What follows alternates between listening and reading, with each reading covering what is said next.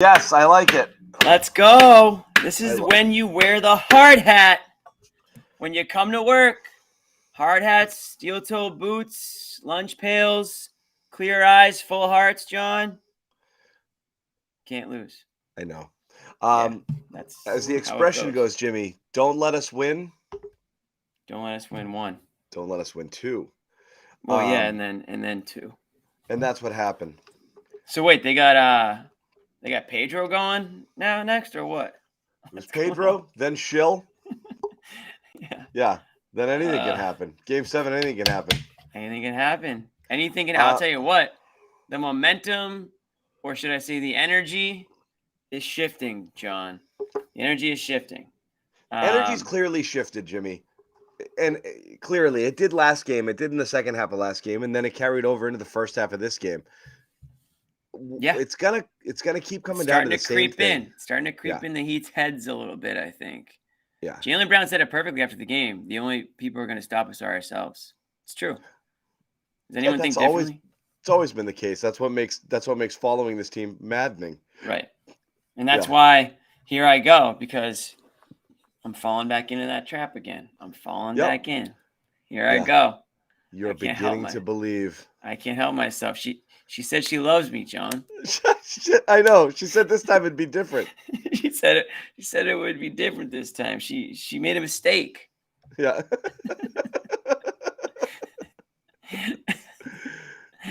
So that's where I'm starting to toy with the idea now. I'm not fully there, but I'm seriously starting, because maybe it'll work this time. I think we're just gonna go out and have coffee and talk, and we're just gonna see where it goes. Right. This is so us. I'm gonna look at her and say, "This is so us."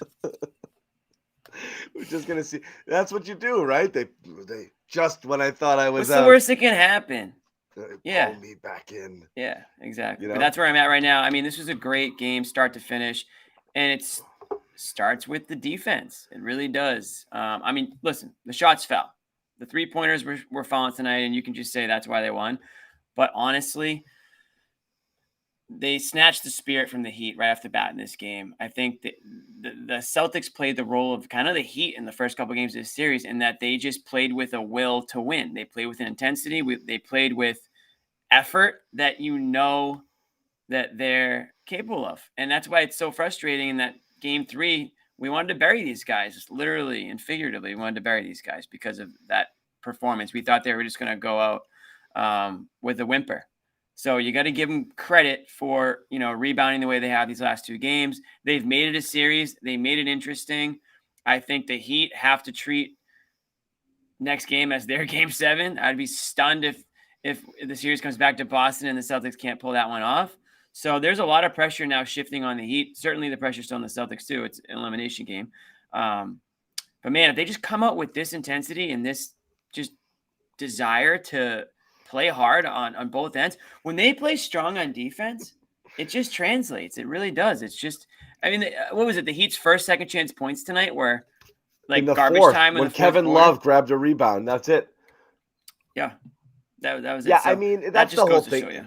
That's the thing, Jimmy. When you have the personnel and you try your hardest, you're not going to necessarily win every game, but it is hard to lose. Like I said, a great example was Golden State. Like, the defense stayed strong. They tactically did some silly things, and they gave up some threes, and they didn't execute drop coverage, but they gave them a puncher's chance the whole time while the offense struggled like hell. Like, the Heat aren't good enough to make you struggle so bad offensively over the course of a series, and good enough offensively that if you played your best game, that you would lose a lot of those games. If you bring the intensity, you'll get outshot maybe a game here or there. But if you do that from the beginning, you're not in this predicament now.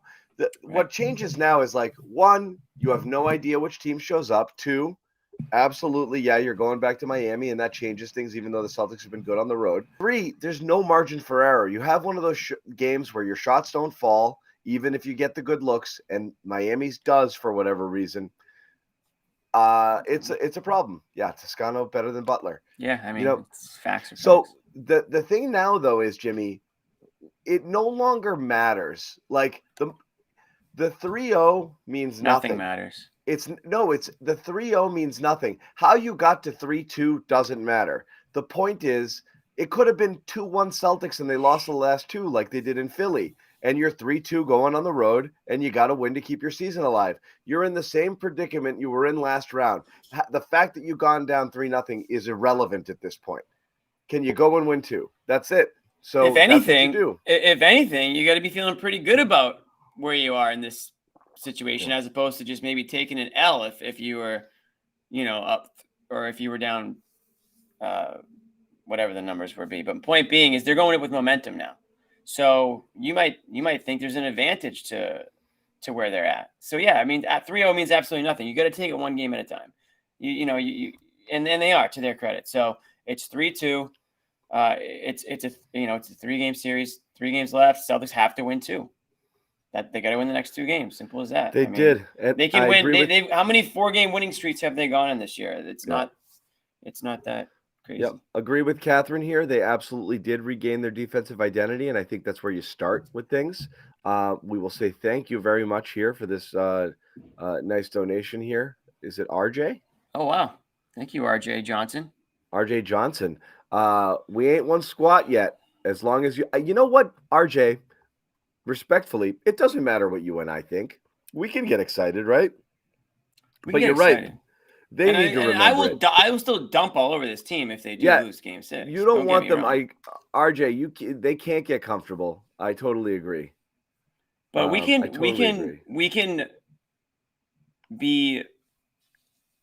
be happy about the effort that they put in tonight and the performance that they put in tonight. So there's a difference here, right? We're not trying to jump ahead here. We're not trying to talk about Celtics. I'm not even going to say it because I don't want to jinx anything, but we're just talking about if they can play the way they played tonight, they should beat the Miami Heat every game. And I'm going to agree with this one. This is what frustrates you the most. Seeing what they can do makes you mad that they didn't do it before. Sure. That's one of the problems with these Celtics is, it's like, like anybody, like a parent with a child. You see the kid try and they get an A, and then the next test they get, like, what's wrong with you? Like, just do it. Is that what happens? I don't know. I don't think it happened to me. I actually never got the A. Yeah, see, that's one way to do it. Just don't set those expectations. Right? I kept my expectations low, so they were like, let's just move on to the girl. Let's focus on her. But but yeah, there's no doubt about that. There's no doubt that it's infuriating. It's infuriating when you see something work and you're like, why didn't you do it earlier? Grant Williams playing now is a little infuriating. I'm not going to lie. Joe Mazzulla all of a sudden learning how to call timeouts.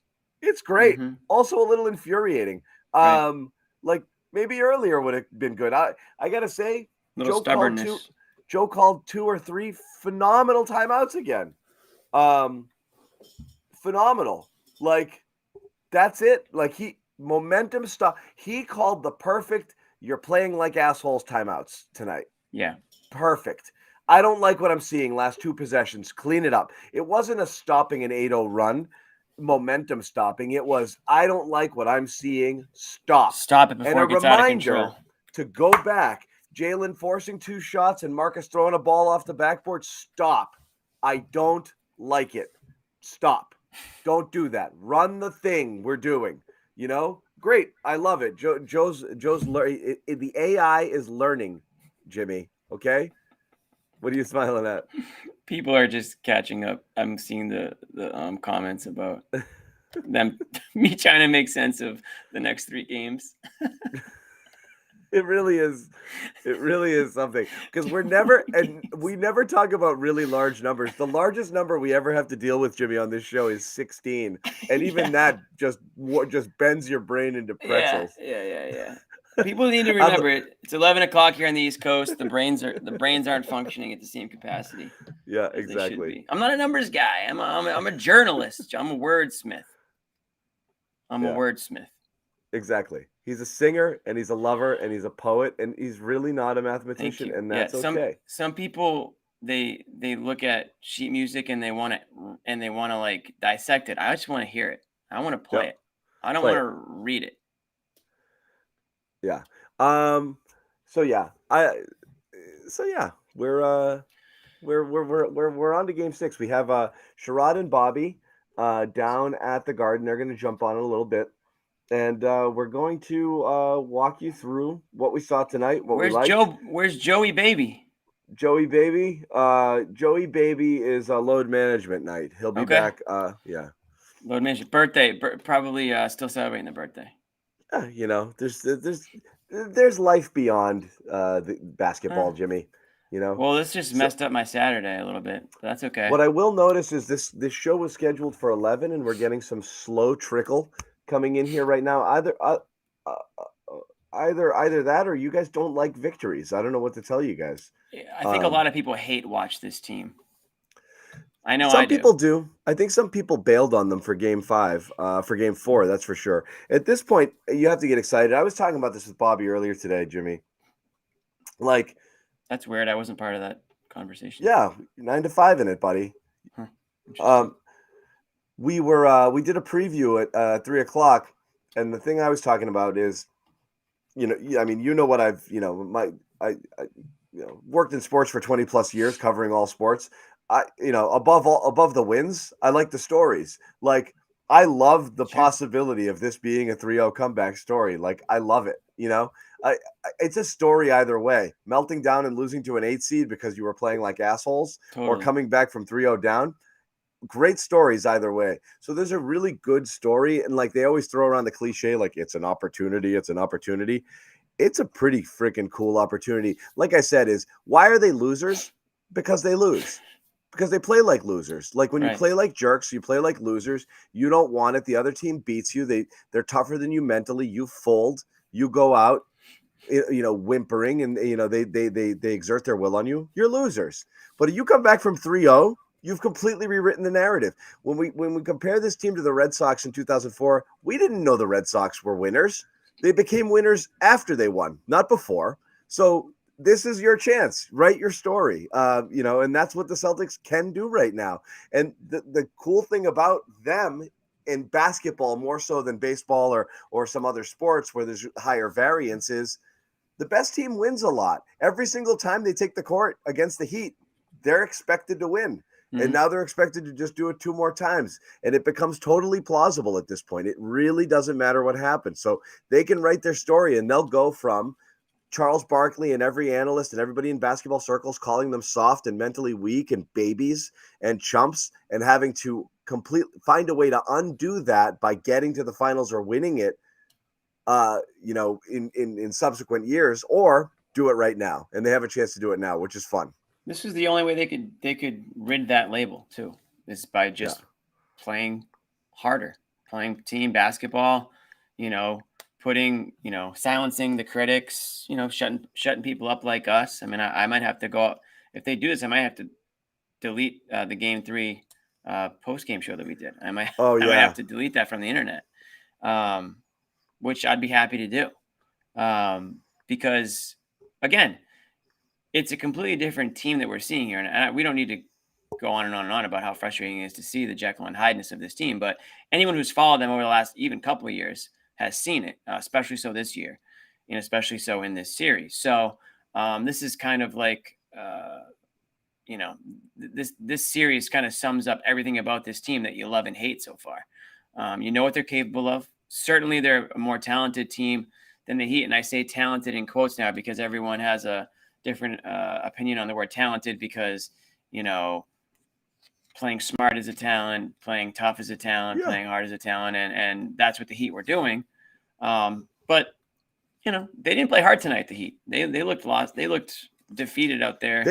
Sloppy shit, right? Yeah, sloppy, a lot of turnovers. What do we got here? 16 turnovers. Celtics had a lot of second chance points. Obviously, the Heat, we talked about that off the top. Basically 0. They got their first second chance point in garbage time in the fourth quarter. Celtics were everywhere, swarming, moving the ball around, John. I know we don't, I think they had, I love it, 4 guys in double figures like in the first half. It wasn't just the Tatum and Brown show. Here they come. Here come the people. They're coming in. I think we had an 11 o'clock start too, Jimmy. So some people didn't jump in till 11. What's that mean? Like people didn't get the notification or something? Well, the notification goes off, but the game ended so early. We went up early, and the show was we were scheduled. ready to go. My internet was strong, and I said, "Let's do this before it dies on me."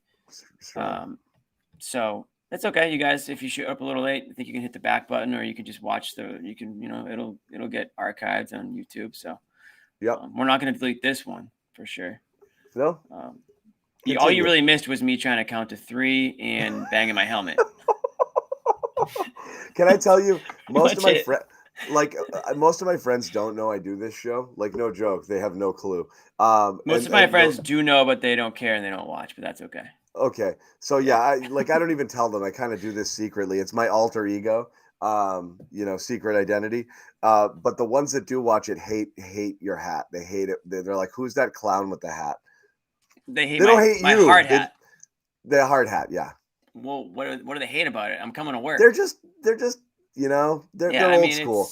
They like getting their news. They get their news from like Jack and Liz and Bob, or Chet. Yeah, I mean, I got this hard hat in the TD Garden. This is probably 20 plus years ago. This is before KG and Pierce and those guys. They were selling things. They don't even sell these things anymore. Thank you, Brad. And I love that hat. TD Garden, and it's become a little bit of a good luck charm. It was born last year in the playoffs. I tossed it on, and it's come out for every single playoff win since. So tell your boomer buddies that they can shove it. Yeah, that's what I did tell them. How about that? Said, they shouldn't even be up right now. It's way past their bedtime. Yeah, right now, yeah, they are my boomer buddies, and they don't. I'm love just the kidding. hat. I'm sure they're good guys. I think one of them tuned in for the first time ever when you were wearing that hat and Sherrod was wearing a graduation gown, and they were like, "I'm done with this." What is this? The Village people? Yeah, I'm done with this costume party. Yeah, like I want to. That was an outrageous. I would agree. That was an outrageous scene. Like I want to support Z, but I can't do it here. Like I can't. I'm out. Yeah. I'm out. I'm done. Yeah. So yeah, no, it's been this was fun, man. I was down there for the the whole first half. Were you? Nice. Good scene. I've been down there most of the home games, in the early going, and then I'll gun it back here to have a nice safe spot for the show. And yeah, no, phenomenal scene. Crowd was super into it. They're knocking down those threes early, but they just came out zipping, like the movement, just zipping the ball around. Yep. What Joe? Oh yeah, the Joe PT. That's such a good one. I'll let's see if I can find this. I'm gonna share my favorite tweet from the. Is it up there? Yep, it's there. I see it. That was my favorite tweet. Oh, no, it's not up on the screen. No, I thought you were gonna put it up. Okay. You want me to put it up? Put it up. Nope, I got it. I'm gonna put it up right here.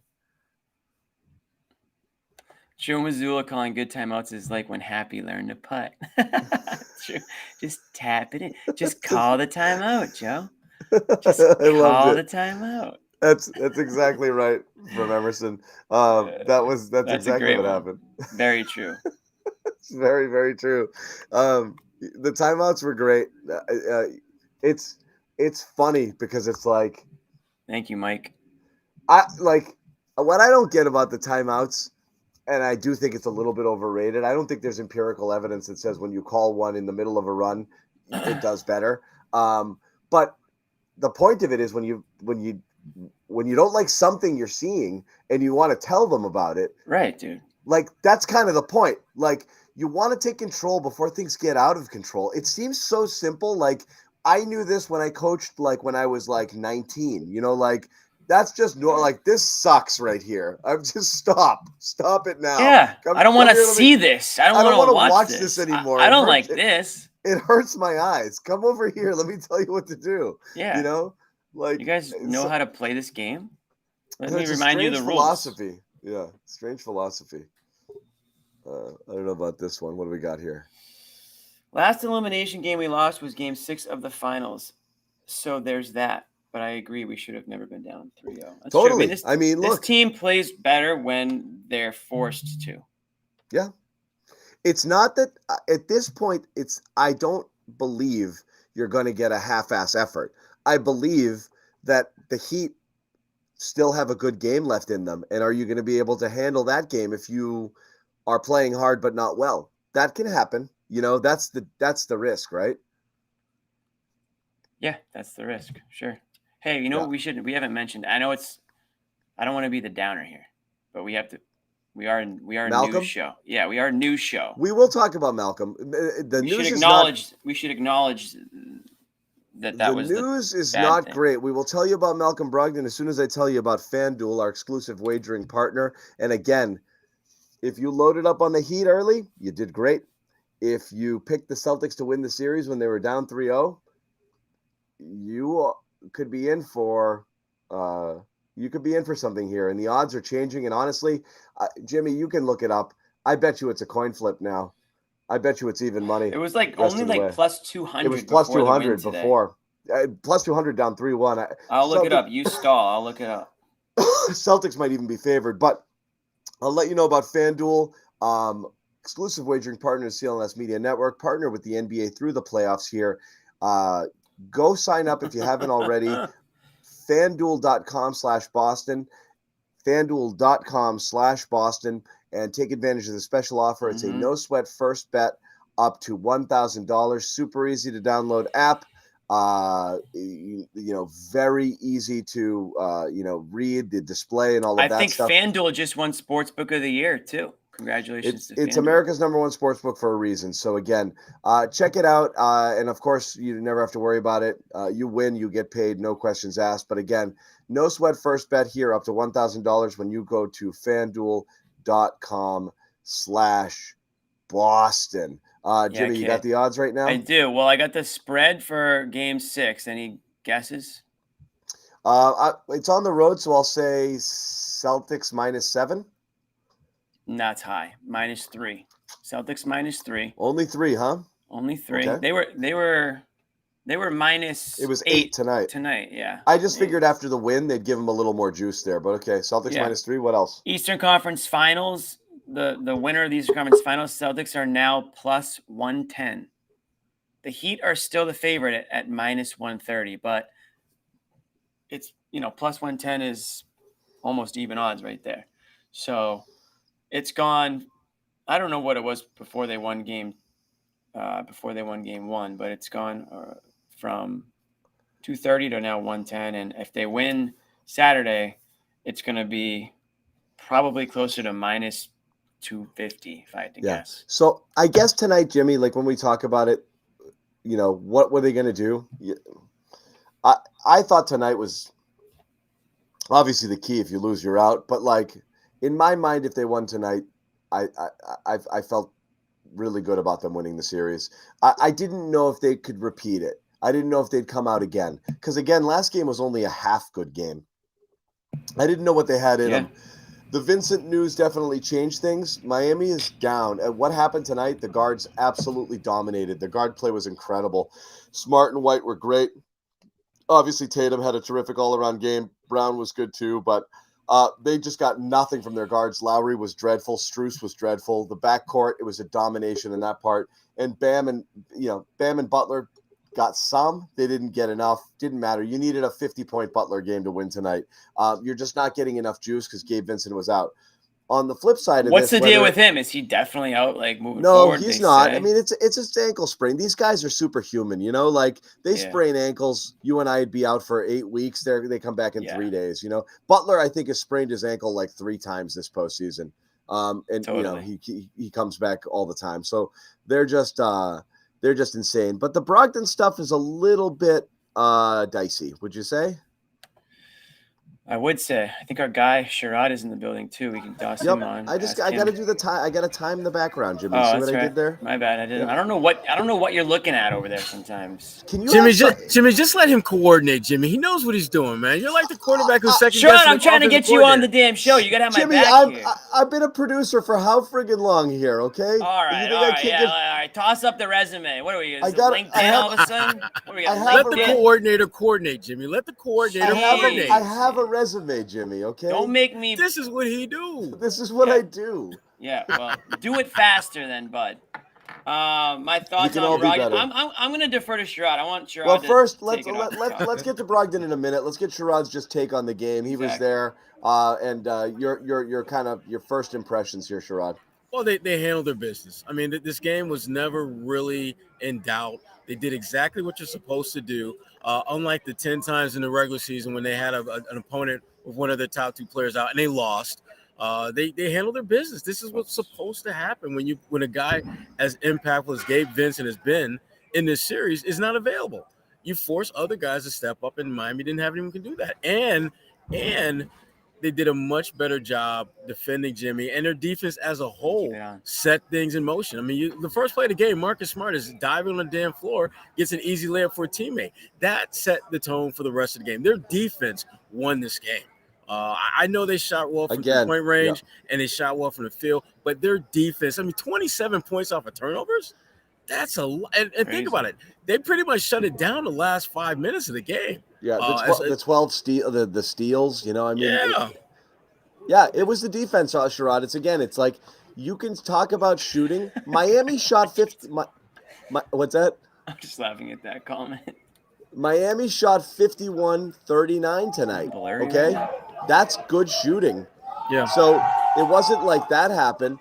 51-39. The Celtics shot 50 and 41. Celtics obviously got a ton more threes up, and they made 7 more threes in Miami. That's always going to be part of it. But part of the reason Miami only shot that many threes is because the Celtics did a good job running them off the line. They didn't give it to them. You know, they gave them the shots they wanted to give them. They ran them off the line.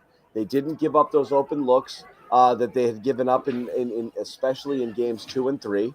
Completely different. And then, you know, as we talked about winning on the margins, Sherrod, the loose ball. How many Celtics hit the ground tonight? More Celtics hit the ground tonight than the past 3 games combined. I mean, than the first 3 games combined. It wasn't even close. They were on the ground every time a ball was. They won so many 50-50s. They got so many rebounds. They had a lot of tap-out offensive rebounds. They just won a lot of those battles and those 50-50 balls, and they caused a ton of steals. And that's a huge part of this win was the amount of turnovers and the points off turnovers tonight. Yeah, and they have to not just bottle.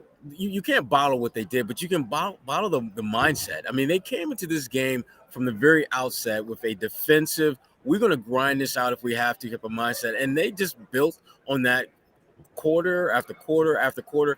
And, you know, again, I think this is for Marcus Smart. You know, people are going to see his box score and see, man, he really shot the hell out of the ball. But it was the little things he did defensively. He looked like the defensive player of the year, Marcus Smart. 5 steals, Marcus Smart. He was so damn good in this game. And his ability to fight over screens and not just selling for going under. He did so many intangible things in this game. And obviously he made shots, which, again, that to me was the icing on the cake. The other stuff that he did I thought was far more impactful than him making some shots. Yeah, and it's nice when he makes them, but I mean, all of them were, there was no Marcus threes in there, you know, like early in the clock, yeah, I'll fire this, why not? They were all, I mean, the first couple were on really good swing passes from Tatum, one that great kind of hook pass over, you know, from the right side all the way over to the left, wide open. Almost all of his 3-point attempts were, I don't have any choice but to shoot this. This was the culmination of whatever offensive effort we just put forth. And it's resulted in me having the ball in a position to shoot. And he did. It's nice when they go in, but even if they didn't, they were the right shot to take. But you're right. Yeah. Every other thing that he did was great. You know, you're going to have 1 or 2 Marcus moments in there, and he had a couple. But beyond that, I mean, just a solid game. The 5 steals, as we said, a plus 20 on the night. And again, just dominated, Miami's backcourt, which again, without Gabe Vincent in there tonight, you got very little out of Lowry. You got very little out of Strus. They're really hurting in that position. And if Vincent is out, even if the Celtics are without Brogdon, it hurts Miami more because they just have less firepower. Mm-hmm. Yeah. We were alluding to it. We'll get back to it in a minute, but let me see if I have anything here. Hey, is my internet crappy? Because people in the comments are saying it is, but it's you're crappy. I have a good signal over here. Huh? I just texted my internet speed and it's pretty fast, so I don't know what people are talking about. It's not me, it's you. You look good. Talk about a little bit. Whopping 8 minutes. All in the first half. He's a mess, and he's hurt, and he left the game. And you have to wonder at this point if he's like not going to play again. Which is, I mean, I think the Celtics, they absolutely made the right call in shutting him down for this game. Because, I mean, he was out there for those 8 minutes, and he just looked bad. You know, he had an open three, and it wasn't even close to going in. And we saw previously, you know, in game 4, he had a couple of attempts at the basket, just layups, and he missed those bunnies. So I don't know whether a couple of days between games is going to help him, or whether this is something that, you know, they're going to basically play him out first half, see how he does, and then decide if they're going to use him in the second half. But, you know, again, because they were able to win this thing so easily, it wasn't an issue. But you have to wonder if things get a little bit more dicey in game 6, which I expect them to be. Are you going to lean on him, or are you going to just kind of roll with Derek White a little bit longer? Maybe throw Sam Hauser out there, Pritchard. How are you going to handle that? I don't think they can, Sherrod. I mean, you don't think they can what? Lean on him. I mean, he's got a torn ligament that's clearly affecting him. If you just look at his play out there, he can't hit shots. Not even 3-pointers he can't hit. He can't hit shots in the lane. I mean, I'm sure it's hurting him. And now the Heat know that it's bothering him. They can be physical with him if they want to be. I don't know how much you can really depend on this guy. And to be honest, I don't know who leaked it, but if I was him, I wouldn't probably want to be out there potentially risking further injury either. I mean, I want to be out there to help my teammates, but if I can't play well and if I can't shoot, I mean, he's not out there for his defense. You know, he's out there to score. He's out there to, you know, pace the team and make smart decisions, but he's only working with one arm. It's hard to do that, especially against a team like the Heat who are physical or tough, and they'll attack you. You know what? The thing about him, the thing that I'm a little bit surprised he's not doing more of is just using his other skills. Like you can still dribble, drive, and pass to guys. It's not like Miami is letting him, you know, get wide open lanes to the basket and he's missing them. No, they're still defending him straight up. But I think he just needs to tweak his approach if he's going to be out there. If you know you're not able to make shots at this moment, find other ways to help the team offensively. Pass the ball, set good screens. There's so many different things you can do to help the team besides what you have done all season. But short of that, I don't know if the solution is to just sit him and throw in Pritchard or Sam, or whether you just extend Jalen and Tatum and Derek White.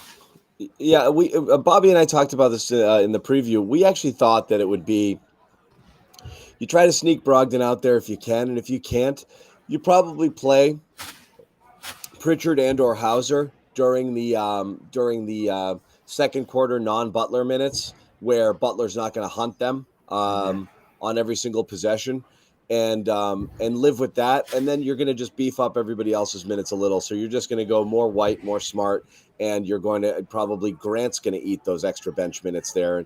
And that's kind of what happened tonight. You know. And that the Brogdon role, whether it goes a few minutes to him and or Pritchard, will end up being 10, 12 minutes a game, and that's all you're going to get out of it. Yeah. And that might be it. And I agree, Sherrod. I don't know why he's not doing some of the other stuff. You wonder, like, it might be beyond soreness. It may be a stability issue where he just feels everything is loose right now. So it might be affecting his handle. It could be affecting his ability to throw crisp passes. All of those things are definitely in play. And if they are, I get it. Like, I was at shoot around today. I watched him warm up. And again, how much are you going to learn from just shoot around? But he wasn't taking threes. He was working on his floater game. He was working on lefty floaters and short little mid range. And I think that's where he was thinking is, you know, this might be all I can do right now. Right. So I don't know. But you can't throw him out there. I mean, this is the second out of the last 3 games where he's been scoreless. Yeah. And I he's a zero right now. There's no point. Yeah. And he's not good enough defensively. He doesn't give you another skill if he's not able to impact the game offensively. Exactly. I mean, if he's not able to make plays, if he's not able to defend, he's not giving you much value at this point. And if that's indeed the case, and that's where he's at physically, then you would be better served just not playing him. I mean, I don't know how much value you're going to get out of putting him out there in a position where defensively he's a liability because he can't, you know, he's not blocking shots. He's not swatting. He just can't do those things. And offensively, if he's not making plays, which he's not, and he's not scoring, then what are you giving me? I know, and it's a bummer because this will be this kind of impression of him the last few games is what might be stuck in people's mind. But I mean, remember, he's been so good for them this year. What a savior he's been on those nights where you had Tatum and/or Brown slow starts offensively. And just his ability to create his own offense, whether going to the basket, knocking down the threes at the clips that he did this year, which again, you're talking about a guy who was, top 3-4, percentage-wise shooter in the league. I mean, this was he was instant offense a lot of times when he needed it. He could carry that second unit. He made it so. What were some of the biggest problems last year when Tatum and/or Brown were off the floor? Where are you going to get points? Where are you getting points when only one of them was left? Brogdon changed that whole equation for them all year long by being an absolute viable second option as a shot creator. There were no other shot creators available to the Celtics, and obviously White's ascension there in that role this year changed everything. Because last year, when those two weren't on the court at the same time, they were dead. There's only one guy who could score. So now that second unit there, when Brogdon was out there with Jalen, especially when Miami goes zone, things can really stagnate there, and the offense just looks crap. And if you don't have the shooters and Brogdon's not a threat to shoot, it's a scary proposition. I think you almost at this point have to just live with whatever else you have on the bench. If Brogdon's going to be less than 50%, you'd rather 100% something else at this point. Yeah, and I think, the guy that, if I'm going to go that route, I'd probably lean on Sam Hauser for those 8 minutes. I like it. I mean, here's the thing about Sam, and I know you and Jimmy, or you and Bobby talked about it on a previous show, but yeah, I'm back. Sam's defensive rating is obviously it's an aberration. He's not that damn. He's not a lockdown defender. He's not that dude. Right? But I will say this though: when he's out there defensively and teams are going at him, and you guys touched on this earlier, it takes them out of their rhythm. They're trying to, and the thing that Sam does a really good job with is that he's not getting filleted. I mean, when you go at him defensively, it's not like you're putting him on a Barbie and he's just getting barbecued. So are White and Brogdon. That's the point. Jimmy Butler is scoring on all those guys. Exactly. So it actually doesn't matter. Exactly. And it'd be nice to have a guy who literally has one skill that's probably better than anyone on the floor other than maybe Duncan Robinson, which is a knockdown threes. Yeah. And I just think at this point, you have to go with the guys that can literally help you win games. And I just don't know if Malcolm physically can give you what you need. I'm not falling for it. I think I got scammed. I think I got bullied. Yeah, you did. I feel like a boomer now. Yeah, you did. Jimmy, you were fine the whole time. Joe Mazzulla, Unbelievable. Talked about the game. And, one of the things we talked about, Sherrod, was, early in the show, it doesn't matter anymore that you were down 3-0. You are now 3-2 in the same position you were in last series, having to go on the road to extend your season. So at this point, almost everything is out the window. It's just a 3-2 series. The 3-0 doesn't matter anymore. It's fun for the graphics and the no team has ever. It's a 3-2 series, and you're the better team, and you're expected to win each of the next two games if you show up and play. Joe Mazzulla at the podium, who has all of a sudden gained an incredible amount of wisdom and perspective in the last 5 or 6 days, which is really incredible. Kind of summed up. He saw his life flash before his eyes, I think. He had his come to Jesus moment. His life flash before his eyes. He got a second chance. Yeah. And so this is kind of his perspective about the first 3 games versus the last 2 games. So what's led to the connection? I mean, after game 3, it's always Gary. Oh, man, Gary. We're disconnected a little. And the last 2 games, something on the floor, off the floor. Jalen talked about that dinner they had before game 4. Like, what happened? It's the salmon. One of our assistants put it in great perspective. The season's like 9 months long, and we just had a bad week. Sometimes you have a bad week at work, and we obviously didn't pick the best time to have a bad week, but we did, and we're sticking together and fighting like hell to keep it alive. And the guys are really coming together. Is the cause to come back from this brought the guys together? I know it's a pretty obvious answer, but how has it, and has it? I mean, I think it's just your back's against the wall. You don't have a choice. And so it builds a connection, and it builds, just an opportunity. And so, like I've said it all year, the guys in that locker room, They always stick together, and when our backs are against the wall, we just have to continue that. Oh boy, bad week at work. Can't relate. Never had one. Yeah. Well, it plays well. I think in your in your little inner circle of friends. But reality is this wasn't a bad week at work. This was a bad stretch. Period. You have to be at your best now. I will say this. I give Joe a lot of props for the way he handled things. And he seems to have started to figure out how to manage the game better. Because remember, in the fourth quarter, they open up with 6 straight. Miami comes back and scores 6 straight. Timeout. You're up 18, but he said, timeout. We're going to stop this. Mm-hmm. That is the stuff that he does not do consistently well at.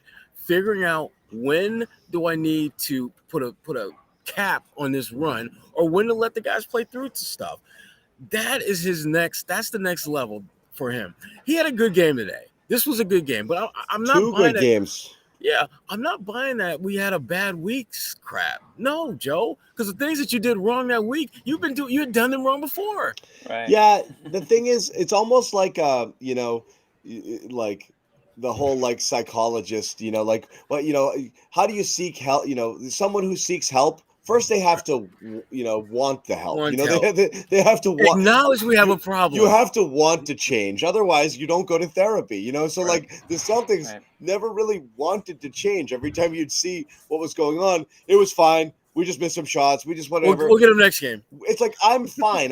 Your wife just moved out, and you're broke. You're not fine. Like you're down. You have no gas money. You're not fine. Yeah. But like Joe, you've been on my couch for a week. You're not fine. Trust all me. You've eaten for a week is just peanut butter with a spoon. Like you're not fine. I've never seen so many Hot Pockets in one freezer in my life. So you have to admit it. You're not fine. But so that acknowledgement that there's some sort of thing going on here, I think happened, which was like, maybe it's not just the math. Maybe it's not just shooting threes. Maybe it's the defense. Maybe I do have to call timeouts. And so whatever it is, there's some change. They're doing things differently here, whether it's just simply the pressure or they actually just adjusted and said, we got to win this way and let's not worry about this and let's not worry about that, So great, good on Joe. I'm glad to hear it. The acknowledgement, even to hear him say it was a bad week is better, because other times he'd be like, it was fine, it was fine, nothing went wrong. It was a great week. Great week. What are you talking about? Hey, Joe, did you like? We had the intention of having a good week. Yeah, Joe, did you like last week? Well. Yeah, it was great. Why? We had more better days than they did.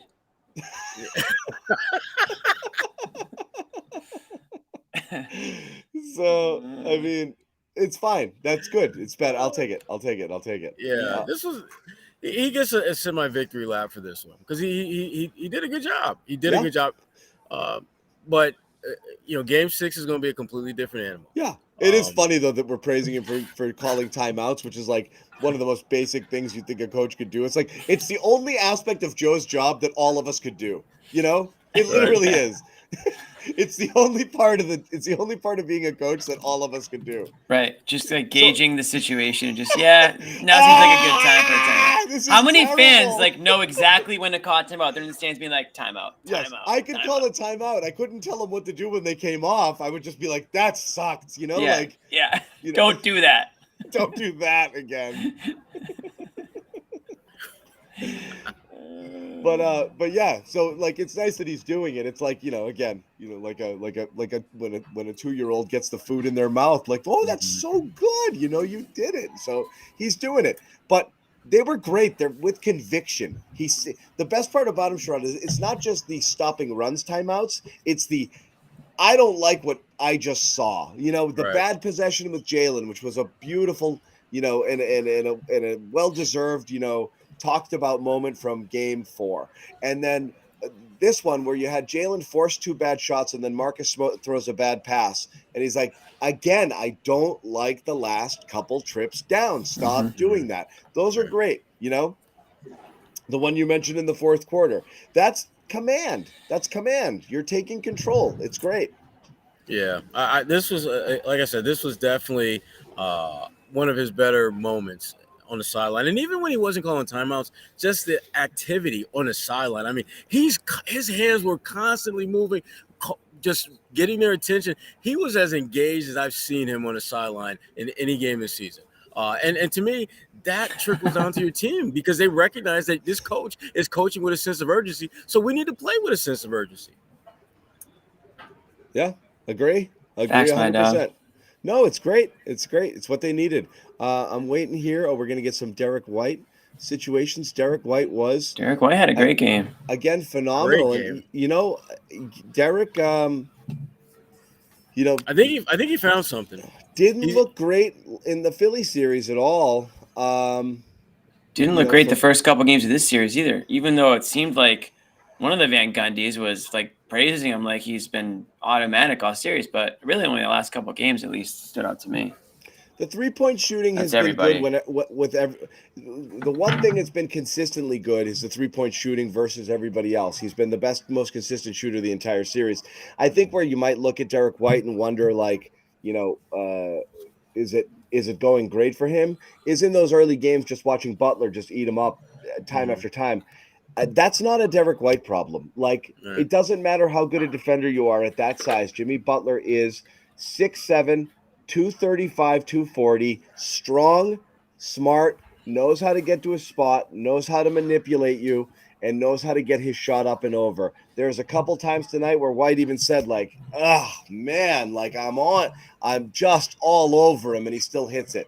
He just hits those. It's just what he does. But White's made it harder on him the last couple of games. He's gotten a couple blocks. He's changed his shot.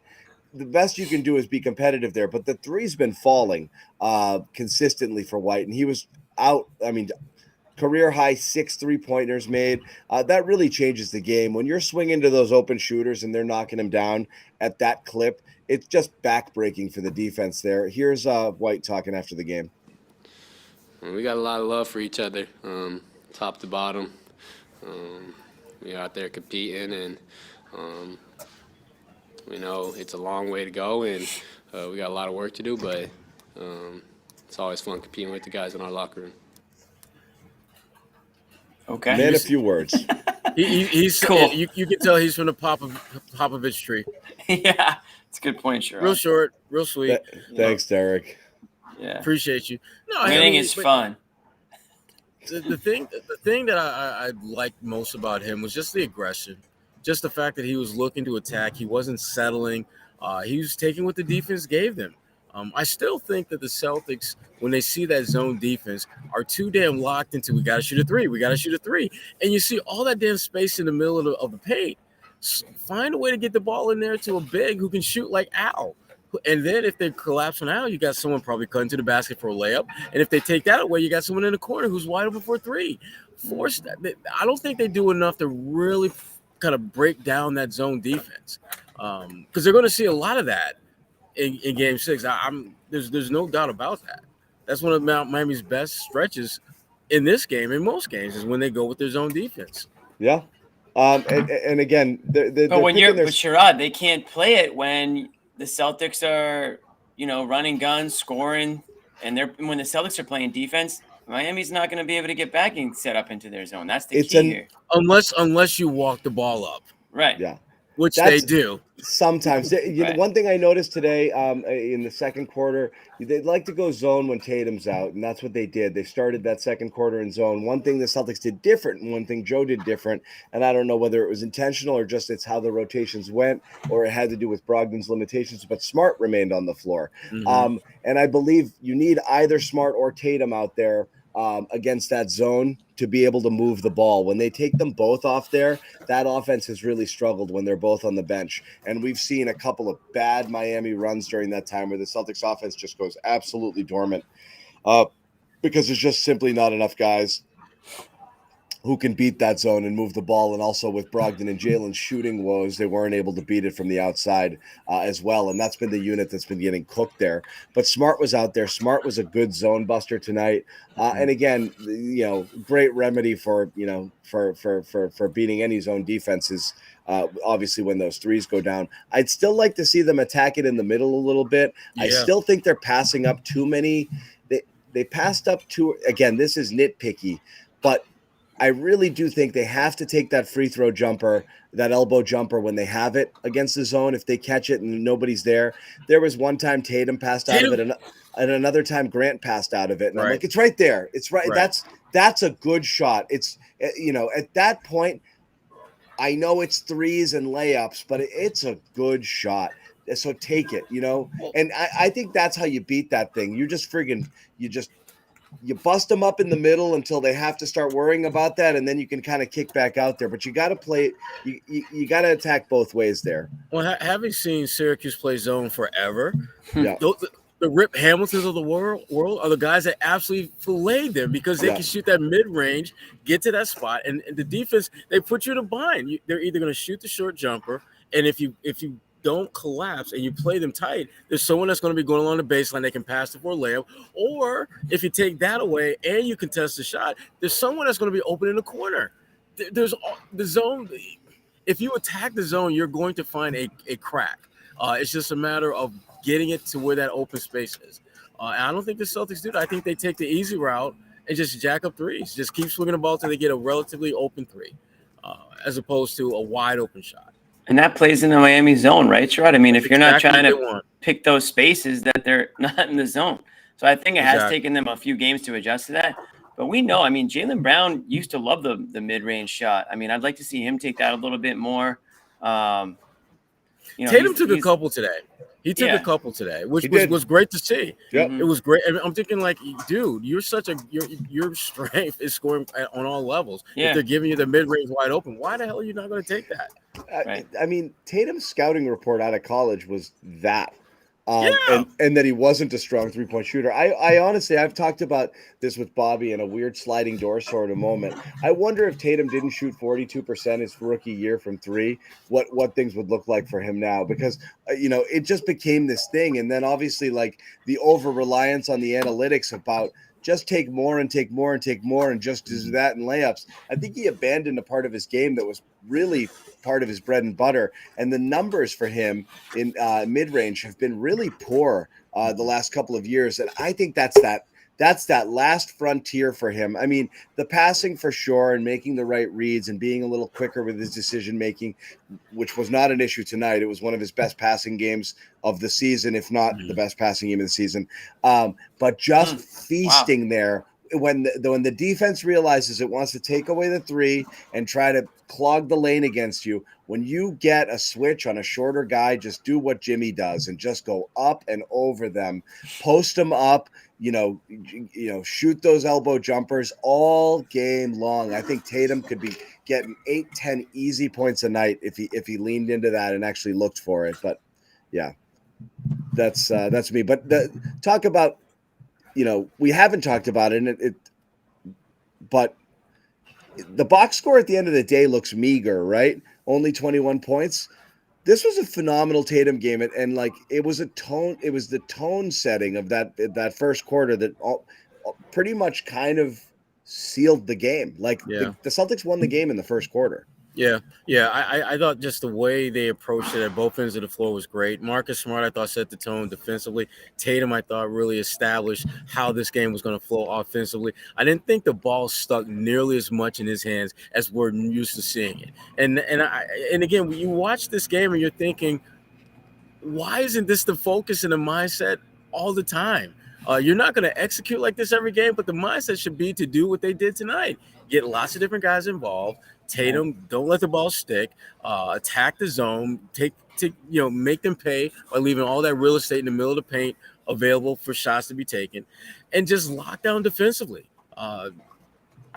It's really not that complicated. I know the execution, that's another story, but having the mindset to do this stuff, it really isn't that hard.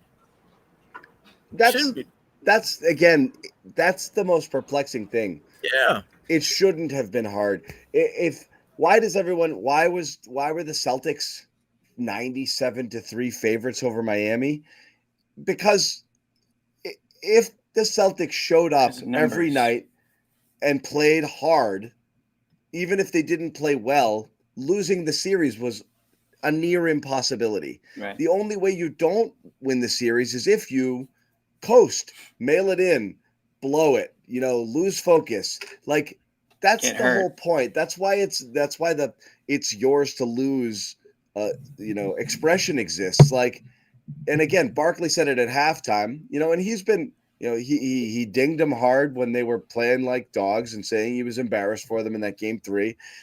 Barkley at halftime today was like, when the Celtics, if the Celtics play their best, Miami can't beat them. We've plain said and that simple. too. We've all said that. We've all said it a million times. That. But it's like their best game is pretty much good enough to win. But against Miami, just their best effort should be good enough to win, at least over the course of a 7-game series. If you go punch for punch and you play your hardest every game, you might lose to some of the better teams, the upper echelon teams with as much talent as you have, like a Denver or even Philly or Milwaukee. I just don't think it can happen against Miami. They don't have enough firepower. If you're trying to impose your will and at least playing hard defensively, it's just hard for them. It'll be hard for them to beat you.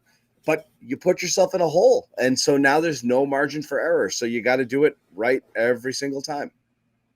Yeah. And I mean, I think what Barkley's talking about is on the defensive end, right? I mean, if you just play, or what you're talking about, John, I mean, if you just play above average defense when you're this talented on offense, you're going to win that game.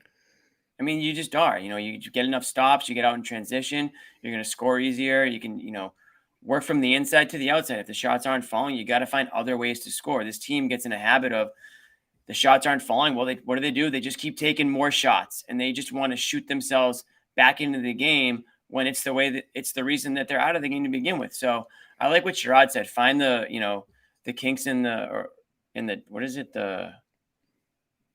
armor or something like that. Yeah, sure. Go for it. But anyways, like, you got to break that zone that way. You can't just win by hoisting threes and playing 50% on defense. You have to play hard, make your defense translate to offense, and then score that way. So that's what I saw a lot of today. I saw them playing with a purpose on that defensive end. And, the score dictates that. So that's the blueprint. We've talked about this before too. It's like, that's how you are going to win these games, if you just do that. So I think maybe for them to see it, it kind of brings them back. It kind of jolts their memory back to, okay, this is how we're supposed to play. This is how we've won games this year. When they were whipping the ball around in that half, that's like a game without Tatum and Brown that we watched at points in the regular season. Yeah. What also happens is the ball gets stagnant with those, bring the ball up and it gets into me and you. Didn't get that feeling at all tonight. John, you mentioned how Tatum had one of his best passing nights of the season. I would agree. It just felt like these guys were seeing the court differently than they have the last few games. Yeah. Low-key, really good Rob game, too. We didn't talk much about him. He only played 18 minutes, but I thought he was solid in his time out there, too. I do think that offense stagnated a tad after that first quarter. It wasn't perfect, but again, that's where the defense came in, and their defense was great. The way they played on Butler, the way they switched, the way that they doubled at the right times without getting burned, leaving shooters open. I thought they did a really, really, really good job. This was one of those nights where Butler could not get whatever he wanted, wherever he wanted. I think he had to work really hard for it. So I think they did an awesome job there. And earlier we mentioned Joe's timeouts being a factor. And I know it seems, again, silly to talk about it, but it is a big deal because we spent so much time talking about it over the course of the year. It's been a source of frustration. Whether or not it cost them during the year, I don't know. But I think it's fair to say, like, these have all been beneficial with clear empirical evidence to follow that they were the right play. And again, you might even credit that game 4 timeout with kind of launching them on their way there, down 71-68 when Jalen got trapped in the corner, and he called that. Bobby asked Marcus about the timeout situation in the locker room today, and here's what Marcus had to say. Just want to go home. You know what I'm saying? And then, I'm saying, just like us as individuals, as players, we learn. You know, I mean, he's learning, he's adapting to the game, the moment of the game, and what it calls for. So, you know, that's what it's all about. You know, especially in the postseason, you got to be able to adapt. What feels different for you guys from how you started this year? Just our mindset. You know, coming in, we were more relaxed, and you know, they snuck up on us and got us. And you know, these last 2 games for sure, we definitely just wanted to turn it around. You know, we wanted to go out there and leave it on the court, and you know, let the results fall where they may. So there it is, Bobby. Joe is learning. The Celtics are learning. Yes, a little bit. Yeah, we'll see. We'll see how sustainable it is here. The one thing Smart said it right after that, John had a good follow-up, is how to take 3 games to reach this level. You go down 3-0. It's what we talked about earlier, John. Like, it stinks that after going down 3-0, you get this and you reach this level of play. How to take 3 games, John asked him, and Marcus is like, that's the thing about getting snuck up on. You don't expect it. And it's like, all right, you know, it was a funny line, but it does reflect. But it's the conference finals. You're supposed to expect that the other team's going to play hard, right? I just don't accept that answer. Yeah. And it's funny to look back on if they go on to lose this and be like, oh, great, you know, you got 2 wins, got 3 wins. Well, what's it really mean? Given that the great things you did get outweighed as equally as the bad things you did. But they haven't lost yet. So, you know, we'll talk about the good things here. And this is a great game. Maybe my favorite game all year. This defensive effort tonight, you know, starting with your stars, Tatum, Smart, from the first possession with the dive, all the steals. This is only, I think, how many turnovers did they finish with forcing against Miami here? I think it was close to 20 by the end, or they were on pace for 20 at one point. No, it ended with 16. 16, but it was 27 points, though, which is a ton. I think they had 14. Bobby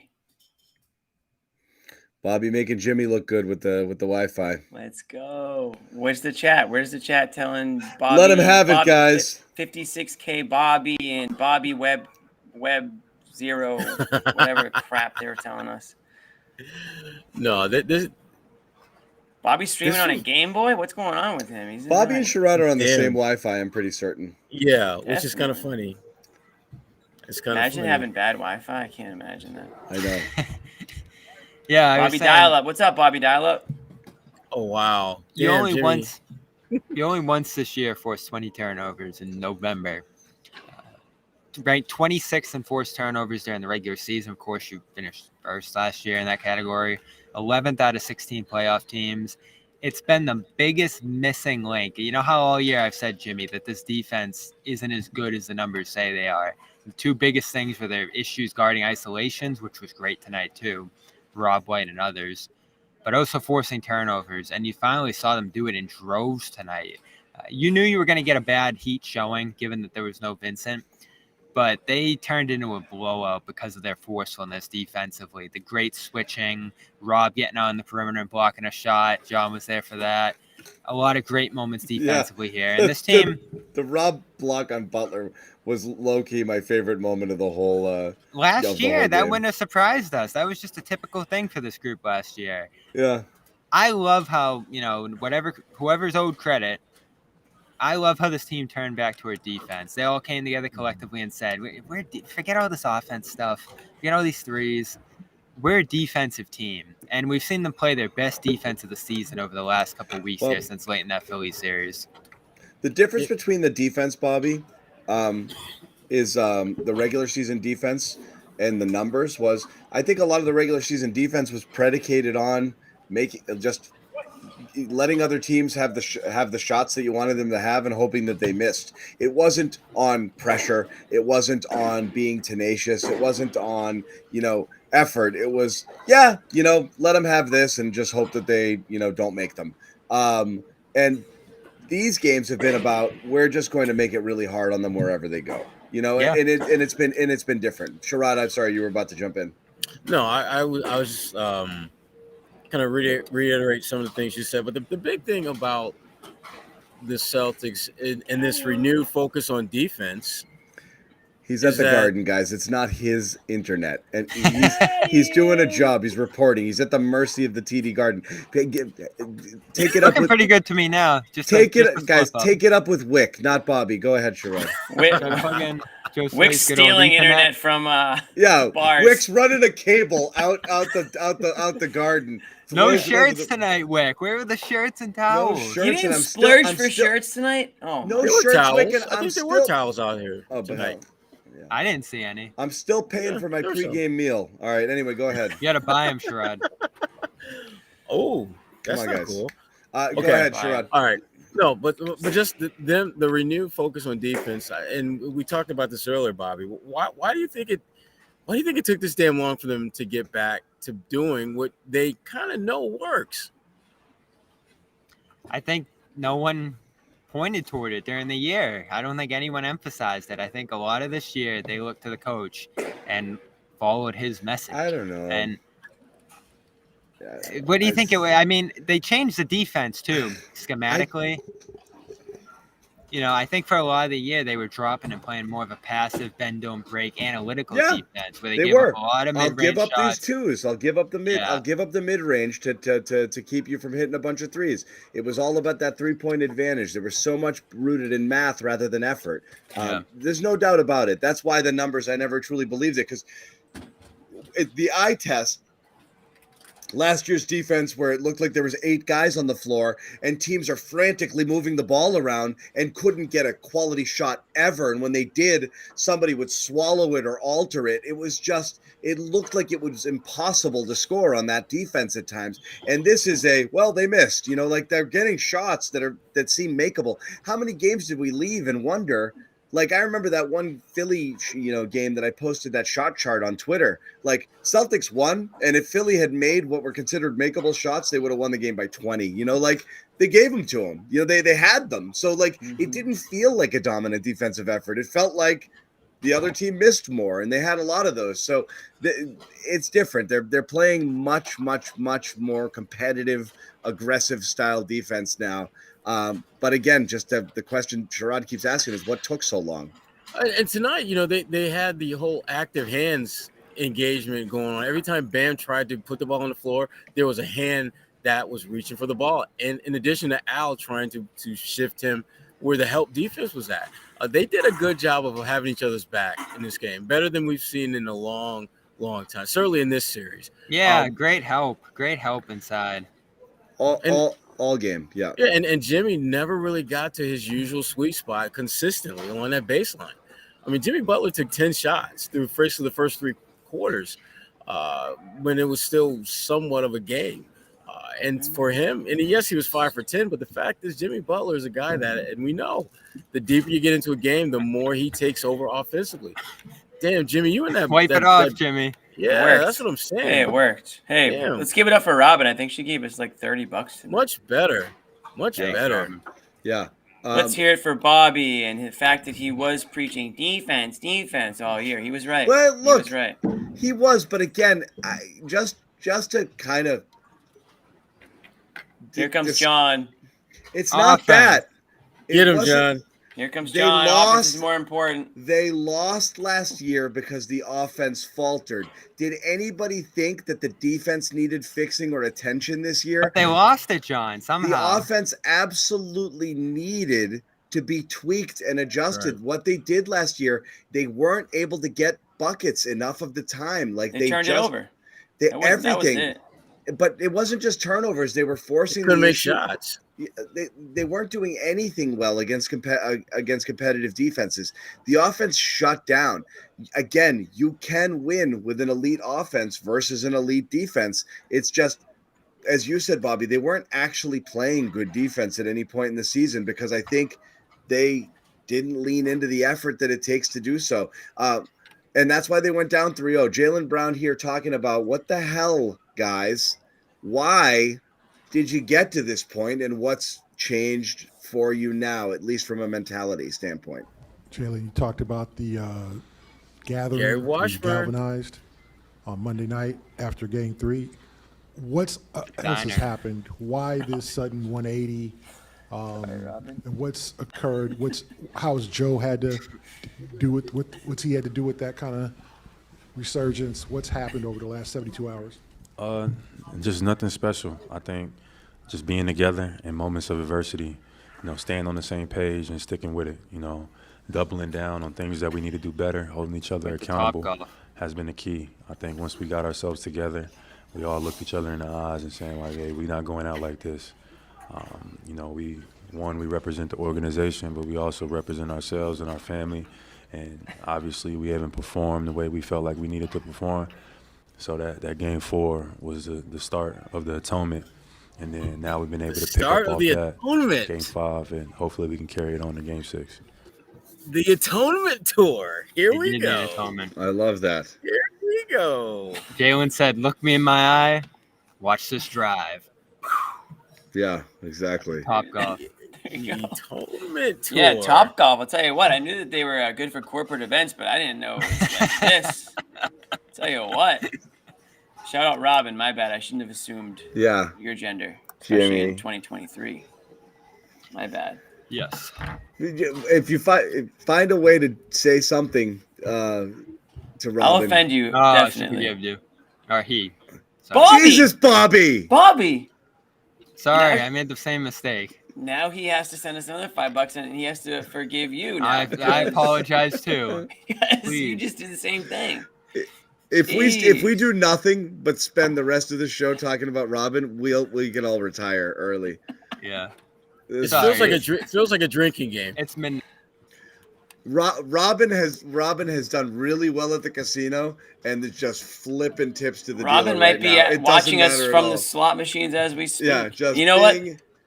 Encore does have the free ferry from like right outside the TD Garden to Encore. Quite the little night. It's a bus. Yeah. Cool They do a bus and they do a ferry. Ferry? Yeah. Oh, I might Why take a bus when you can take a ferry? Exactly. I don't know about the ferry. A lot of people don't know about the ferry. I love it when obviously Greek dudes appear in the chat. What's going on, Dimitri? I bet you do. So, I knew the Celtics were going to win tonight. Oh, gosh, Bobby. Don't you take a victory lap, thank too. you, Bobby. No, but I'm still not sure about the series. Like I said, I expected this to go 7 after Game 4. I always kind of saw this as 7. But I love how your brain works, by the way, but go ahead. I'm just we're watching it work live right now. 4 in a row is still just such a hurdle, and they're going step by step. They're getting better and better. This Vincent thing's a big deal. Like I said, but you don't know how much longer he's out, though. I don't know how much longer he's out. Bobby. I don't know how much more consistently the Celtics can play at this level the rest of the way. And does Butler have one more thing to say? That's the real question. Is he just going to have is he going to go down like this? Is Jimmy Butler going to go down? I'm worried about the Jimmy Butler 50 piece, They know they have to win. Next game's their Game 7. Because I think if they lose that, they know it's going to be tricky. Is Jimmy Butler a fraud, Bobby? Is he a fraud? He hasn't been great. The help is trade Jimmy Butler. Yeah, but he has no outlets, Jimmy, right now. I mean, I said when Vincent went down, and Highsmith was great tonight, by the way. I'm sure you mentioned that, Jimmy. Love is just out there. Lowry's just out there. I mean, Lowry couldn't have had a worse spot start in Vincent's plays. Robinson, he'll give you a few baskets, but not much. And Strus, I think, is another guy who's dealing with something out there. Martin's knee bent backwards tonight. I mean, the ailment list. Yeah, they're dropping like flies. Even if the injury list isn't long for the Heat, the ailment list out there and the amount of guys who are on the court just doing next to nothing is massive. Yeah. Can we implement the Jordan rules on Duncan Robinson? If he hits another layup in this series, I'm going to lose my mind. What are they doing letting this guy get to the rim? Well, it's either get to the rim, which shouldn't happen, or give up a 3. They're overplaying the shot so much that he's walking all the way to the rim. My goodness. Yeah. Yeah, there's something Miami has seen in the film that makes it clear that the Celtics are going to overplay and just put it on the floor. You don't even have to have great handle. Put it on the floor, finish at the rim. Bobby, what are your thoughts on Malcolm Brogdon's situation? Not much on it. I mean, Joe is really blowing off my questions on it, and it's strange that he had to sit down tonight. Do you think it was just the lead? They got up so big, it was like, just take a No, seat. it's the torn. He's hurt.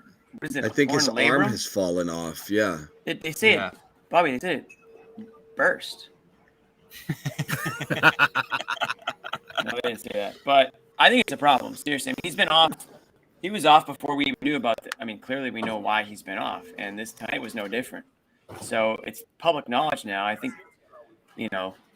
it's pretty obvious. It's not just his 3-point shot. He has 2 points in 3 games. Yeah, I mean, he's not contributing at all out there offensively, and he's not out there for his defense, as you've pointed out numerous times. So I don't really know how often they can or how much they can look to this guy moving forward. John and I talked about this afternoon. You had 2 choices, Pritchard or breakout Hauser, and Hauser didn't play again. Pritchard played a little bit, didn't do too much. So those are minutes you have to fill now. What are we talking about, Sherrod? Like 17, 18 minutes there? The good thing is Grant's eating a lot of those minutes, and they're going bigger. Grant's playing 27, 30 minutes there. And they did play double big in the fourth quarter when they wanted to lock things down. Was that the first time in the game where they went Rob and Al first together? Time since the starters broke up. Yeah. Yeah, since they broke up the band. Yeah. It's not going to be Hauser, I guess. Everyone keeps wondering why they're going to break out Hauser against this team. And I guess the Butler ISOs there are too scary. That's a problem for Pritchard, too, if he's going to play. And yeah, but it's not like Grant and White aren't getting isolated by him either. They're going to have to get a little creative there because I don't think he can play Brogdon. I said that coming into this. He's too hurt. He's too ineffective. Question for you guys. Did Joe save his if Joe's job was ever truly in jeopardy, has it been saved these last 2 games? No. Mm-mm. They haven't done anything, John. And I love it. I'm starting to believe a little bit. They're convincing me right now, but even forcing 7 I don't think is a huge accomplishment. You got to get this done. And if you do it, that's going to be very special. I mean, I said this to John earlier, Jimmy. If they come back down 0-3 and win this series, that's the ultimate affirmation that despite all the issues we talk about every other game, all the inconsistencies, all the flaws, they're so good that you just have to deal with it. I don't want to have to deal with it, though. It hurts to have to watch the highs and the lows of this team. But, I mean, if they can string together these 4 wins, you'll forgive them for a lot of their faults for sure. But again, it goes back to some of the habits that they've created for themselves in the regular season. We're seeing a lot of it play out here in the postseason, and that's, I think, to me, the most important thing in the regular season. We know now it's not all about wins and losses because, it doesn't always necessarily tell the whole story. We're seeing the Heat, the 8th seed in the playoffs right now. We're seeing the Bucks out of the playoffs, but I think you do create a lot of good habits and you get some sort of momentum going into the playoffs and you build off from there. And I think the Celtics took off too many games in the regular season, despite all their wins. Some of those losses were really bad losses, and some of their wins they got away with just because of the talent, and they cheated on the defensive end a lot this year. And in the playoffs, you can't cheat as much because the other teams are going to make you pay for it. So I think they're learning that, or they have learned it. And like you guys said, their backs are against the wall. So I give them credit for this. They've always responded pretty well to losses, and they've responded well when their backs are against the wall, right? I mean, Sixers series being the most recent one. So we're seeing that right now. I don't know. Again, I still don't know what to expect from this team. I know what they're capable of, but I never know what to expect on a night-in-night-out basis. That doesn't change. If anything, that just goes to show you tonight, just goes to show you how, opposite ends of the spectrum they can be. All right, we got to sack up here. Are they going to do this? Yes. Bobby is still a no, but he's saying losing it in 7. So they're going to win 3 straight and lose back home. That's where you're going to stay, Bobby. I'm gonna what the hell is that? I'm gonna get a lot of crap if I flip again. Should I do it? I want you to Should go I with your do gut. it? Should I do it? Flip. Feels like it's again. Maybe Bobby, this is where my right head's now, at. It they're- feels like a drinking game. Bobby, on FanDuel, they're plus 110 to win the series, so they're still slightly the underdog, but just barely. Heat are minus 130, I think, and that was like I'm an hour doing it. ago. Bobby, look I'm like flipping. You're you're flipping? Oh, He's kiss flipping. of Bobby death. flip flops. I'm Kiss of flipping. death. Then Well, I'm gonna. if he's Then I'm flipping it, flipping back. Heat, yeah, I was gonna Heat say in it. 6. I gotta go. Yeah. I gotta go Heat in Miami Party's now. over. Not only do Party's the over. Celtics seem to be figuring out a little bit. Bobby effed it.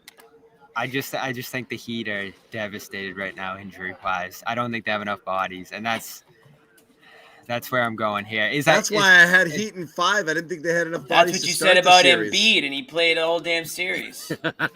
That's different though. I mean, this is just the massive bodies we're talking about here.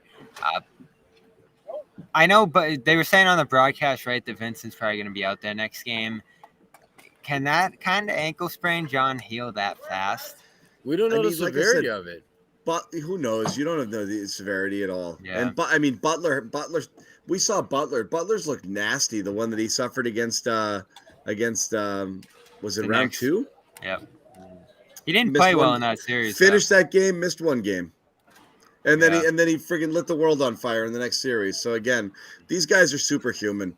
You know, their bodies heal different than ours. So yeah, sure, he could. You know, swelling comes down. They tape the crap out of that thing. He goes out and plays.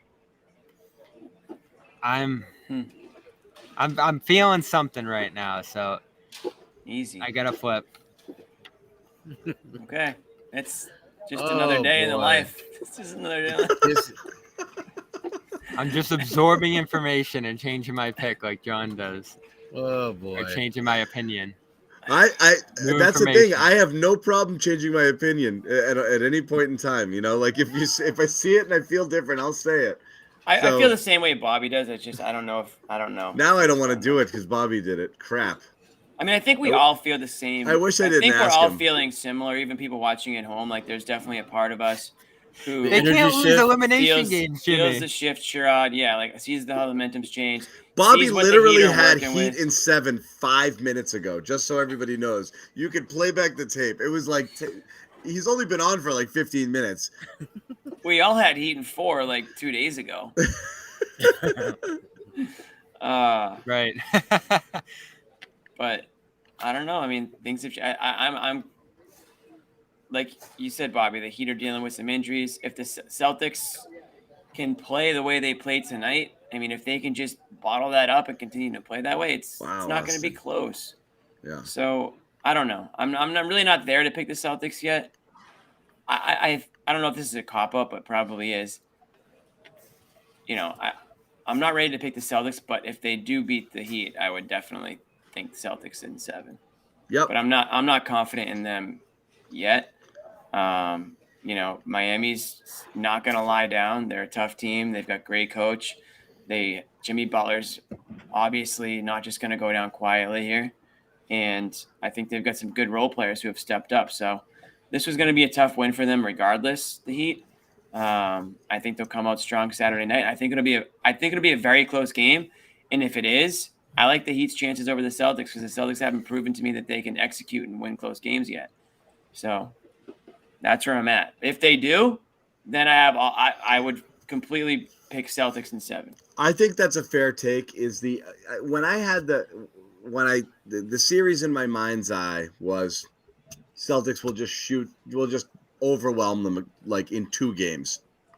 And then they have to win two coin flips, and they'll lose. You know, they'd lose 1 or 2 also. Just the way I was seeing it through, like because you know that they're gonna melt down and do something bad, and you know whatever. So these were the 2 that I like. These are the 2 kind of easier ones. Could they win another easier one? Sure, you know, absolutely. But you are worried that there is going to be a close a close game down the stretch, and I'm really worried about it. Game 7. Well, no, I'm worried about it being Game 6 in Miami because they're on the road in the hostile environment, and however that goes down, hostile environment. the hostile, whatever, in a non-familiar environment. Has it been loud there, Bobby and Sherrod? You guys have been there. I mean, it feels like it's loud there. I don't know. Tonight was loud. No, I'm talking about Miami. It's okay. They blast music. Oh, Miami? Yeah. They have a great sound system. It's the club. Yeah. Great sound Pumping system. noise in. Yeah. I'm not worried about the environment.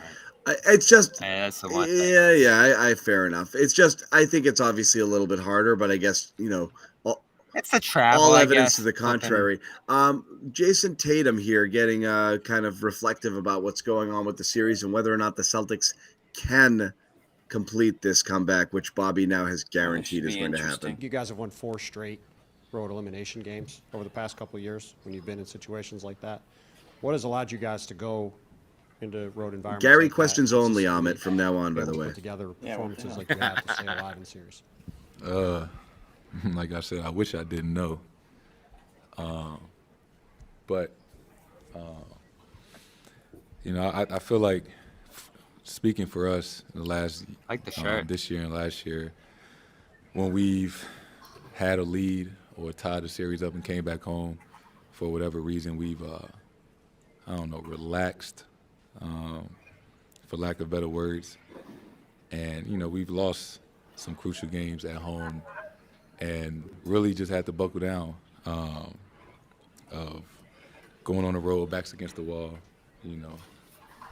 Nobody but us and the coaches and the guys in that locker room believed that whether it's last year or last series that we were going to win. But like I said, we got a really connected group. We got a group of determined, tough guys that, like I said, I know I can count on. I know when I look to my left hand or my right, when all hope seems to be lost, when the game is on the line, our back's against the wall, that, everybody gonna go down fighting, give it everything they have. And that's contagious, because we truly, whether it's ignorant belief, we do believe at all times that, if we still have a chance, that, anything can happen. Okay. There it is. Hey, it's the right mentality. I literally almost fell asleep, but like. Yeah. Is he telling a bedtime story, or was he completely talking about going to war with his team? I honestly, I started reading a book that I had online. I was halfway through an article. Not that what he said was wrong. I just zoned out. It's more on me than anything. But yeah, who knows why? I combine that with Jalen's bite about like the looking each other in the eyes. Like we always talked about, like, are they ever going to actually play for one another? Like you're playing for more than yourself in these games. It's for your teammates. If you care about the organization or the fans or whatever, it's that too. Like it's not just. I think the teams that don't like each other don't play. Like they're just like they're done. They're all set. I don't want to be here anymore. Like what am I doing, Jimmy? Toss that tweet up if you can. Which one? The one that Bobby sent. Right Oh, above. okay. Well, I will. Jeez, leave me alone. Where is it? Mr. Producer of the Year over here. Producer of the century, I should say. He's the host. Oh, put it in the chat. Jeez, 25 Louise. years. Yeah, I don't know. Bobby did that. I don't know. What, the Jimmy Butler soundbite? Yeah. Yes. Just toss it up there. You just gave it away. No, I'm not doing that. I'm not putting copyrighted material up on the show. That's what producers don't do, Jimmy. Get him, John. Get him. First of all, that wasn't my idea to put up copywritten. Second of all, I thought we had people there tonight. We'll have it. I will take care of it. Okay. Anyway, but whether they would actually be like, nah, man, and tonight was that night where you saw it, like we said, we talked about it earlier, like guys diving on the floor, fighting for loose balls, winning those battles. Like that's what a team looks like that's desperate. That's what a team looks like that doesn't want to go out like that. Right. Great. Can they repeat it and repeat it? You know, That's like what they need to do, John. I like the effort 48 minutes better than, game 4. So can you do it again? Like it's trending in a positive direction in terms of like their approach. You got to do it again. Like it's just, can you trust them? Seeing some guys improve their play significantly from earlier in the series is encouraging too. White, good game last game, phenomenal tonight. Seeing that turn's huge. You needed, especially with Brogdon down. Horford, who's really been struggling for a while here with the putbacks and energy plays, and even some really good contests around the rim in the second half. I loved his play. His passing's become a bigger part of the offense now too. And then Rob's kind of hitting a little bit of a peak here in his season. Hits that jump shot that ices it late. I loved it. He's been dominant. He was like, wait, shoot. Should I shoot? Maybe shoot. Okay, I'll shoot. We're back to seeing that little Bam Rob thing too. Bam really struggles when he's guarding him inside. So I love where Rob's at right now as well. Smart's playing good. Brown got going tonight, which was overdue. I think quite a few Celtics have seen their play point in the positive direction beyond all the effort stuff we're talking about here. So shooting shifted. Never lose when you shoot over 40%. You built a dominant shot advantage from a lot of this game, and yeah. Let me ask you this. Let's flip the table before. Let me say this real quick. Okay. Tatum, unbelievable basketball player. I don't know if I'd put him in charge of like rallying the troops ever. Like I just don't know if he's going to get the boys buzzing. This is what we talk about. We'll say though, he was getting on Jalen at one point tonight on the floor. A little bit more vocal for sure. I do want to talk about this before we wrap it, and then we're gonna go. And then, like I said, the late show is coming up right after. We're critical of Celtic stars when they don't show up for big games. I'm not gonna say Butler didn't show up today, but Butler didn't give a game-winning performance today, and they sat out most of the fourth quarter. But I'd imagine if you're a Miami Heat fan, you're not really happy with what you saw out of Jimmy Butler today. And he did not have his heroic, I'm going to save the day sort of thing. Doesn't mean he's not going to have it at some point before this series is over. But you've seen Butler go quiet. And I think a lot of it has to do with what the Celtics have done to him. Jimmy Butler, however, remains super confident that this thing is over.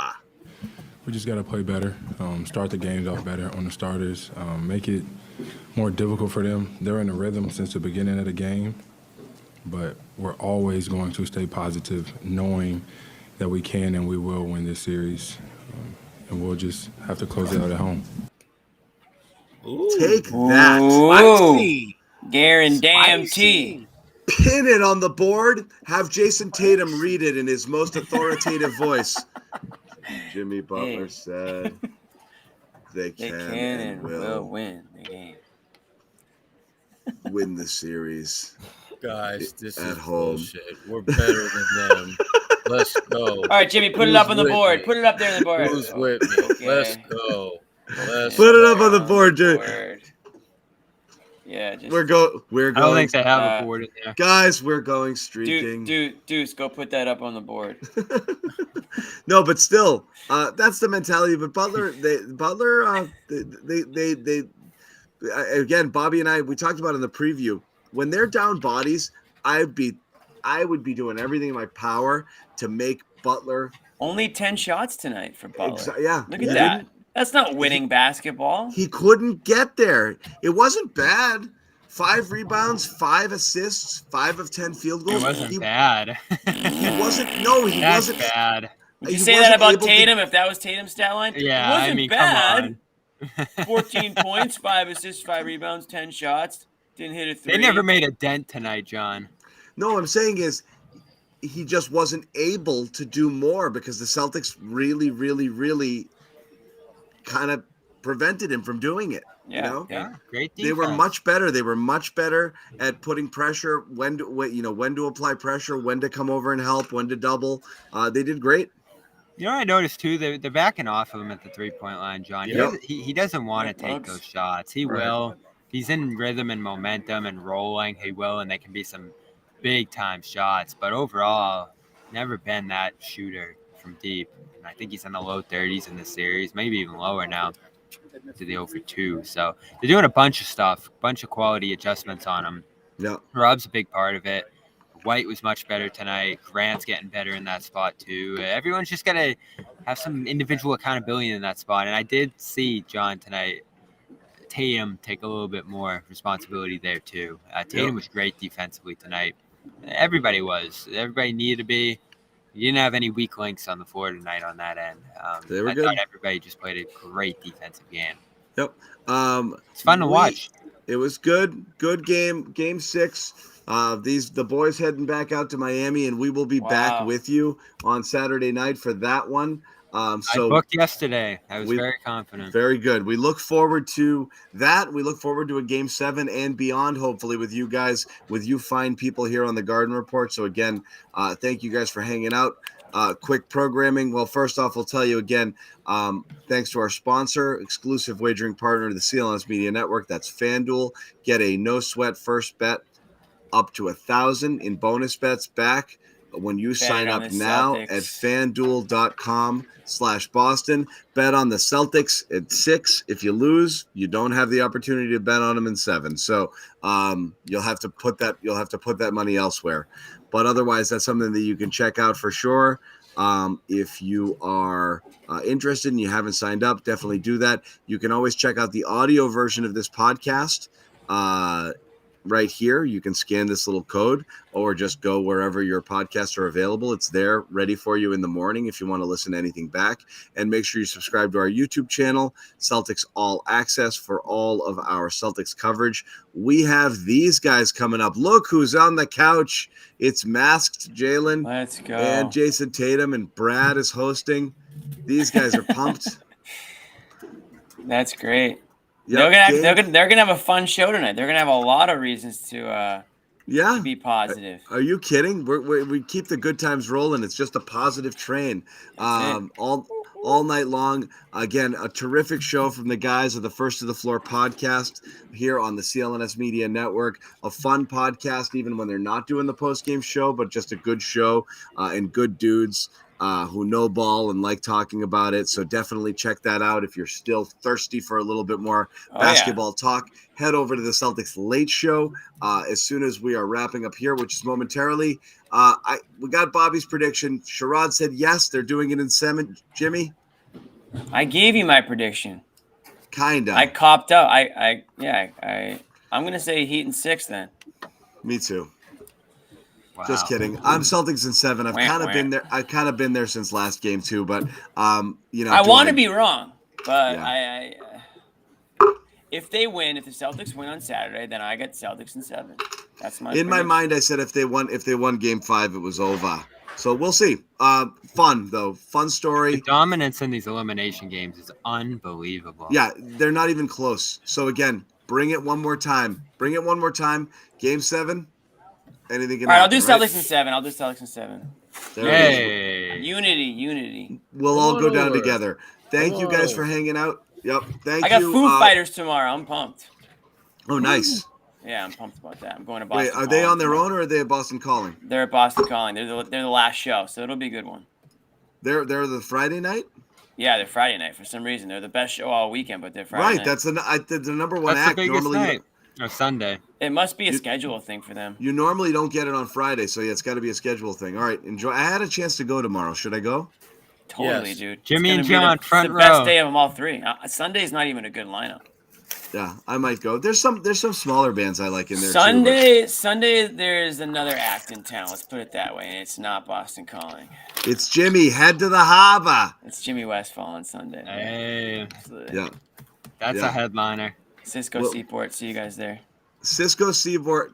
Jimmy could promote the hell out of it on Saturday. I'll do it Saturday. Yeah. All right. See you guys. Thank you for hanging out. Late show coming up.